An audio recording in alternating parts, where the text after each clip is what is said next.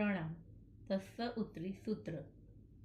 तस्य उत्तरीकरणेन पायच्छित्तकरणेन विसोहीकरणेन विसल्लीकरणेन पावाणं खम्माणं निगायणठाये ठामिकावसगम। હવે આ સૂત્રનો અર્થ એમ થાય છે કે જે પાપ થયું હોય તે પાપને વિશેષ શુદ્ધ કરવા માટે, પ્રાયશ્ચિત માટે, આત્માની વિશુદ્ધિ કરવા માટે કાયા ઉત્સર્ગ, કાયોત્સર્ગ એટલે કે કાયાનો ત્યાગ.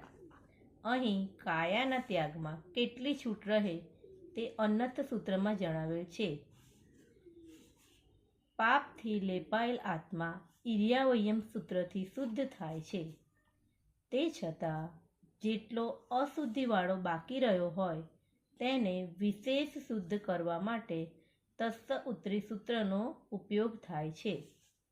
વિશેષાર્થ: આપણા આત્મામાં પણ પાપોરૂપી શલ્ય પ્રવેશી ગયું છે. તેને બહાર ખેંચીને સ્વસ્થ બનવું જરૂરી છે. તે માટે નીચે જણાવેલી પ્રક્રિયાઓમાંથી પસાર થયા વિના કેમ ચાલે? 1. તે પાપરૂપી શલ્યને સૌ પ્રથમ બહાર લાવવાનો વિશેષ પ્રયત્ન કરવો પડે, એટલે કે ઉત્તરીકરણ. 2.